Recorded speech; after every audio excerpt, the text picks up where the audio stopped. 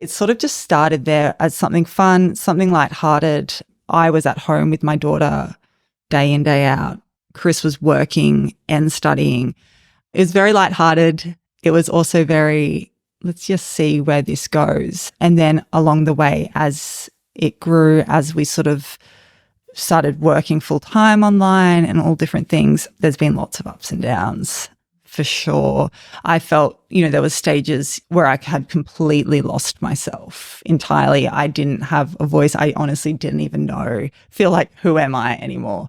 So I really relate to you when you're saying you feel like, how do I navigate this online world, my real life world, and sort of the expectations that you feel are placed on you? Not that I want to play like a Dr. Phil or anything, but are you happy to jump into that? Because I'm fascinated by that. Just because I'm very aware my experience was unique in the same way that there's probably a similar map to what got me in there in terms of what I was looking for, that you can create a universal map that I'm not that special in terms of the fact that I lost myself. Yeah. But regardless, I love hearing the intricacies of what it was like during what led to it, what blindsided you, and what kind of things you heard yourself saying that you were like, hang on, that's not me. Or Yeah. No, I love this because this is the sort of stuff that I find the most interesting. And if someone wants to ask or talk about something, I'm like, oh yeah, let's talk about this sort of stuff. But it's not the questions that people ask. They're like, so why did you get back into it?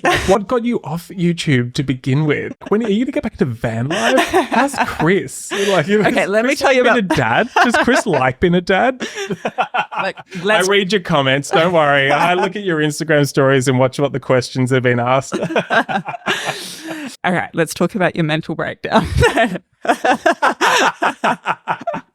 But I know it's not a breakdown because I know it's a beautiful, magical, alchemical process. It's got lots of nuance. Well, yeah, it really does. And I actually came out of it. It was like a full-blown, I feel like it was this whole ego death, almost like a death of this identity or this whole persona that I had created, that I actually thought, this is who I am.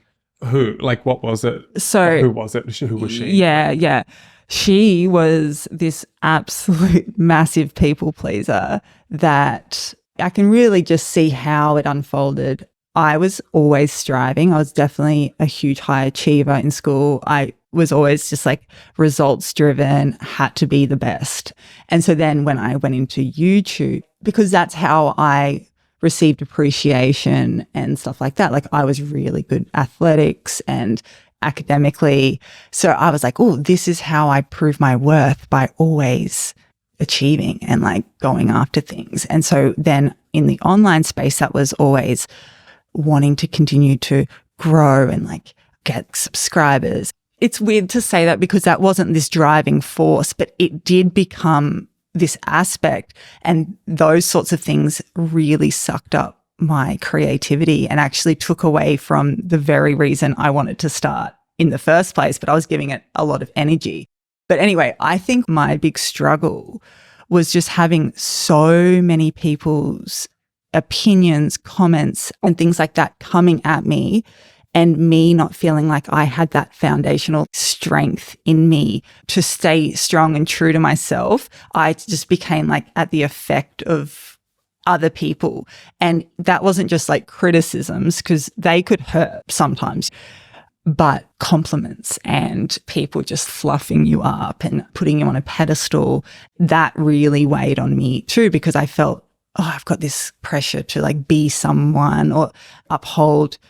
Other people think they know who you are and what you're like. And I suppose you want to uphold something. And I don't know, there was a lot of me being more committed to being liked and being pleasing, that I felt like I watered myself down so much.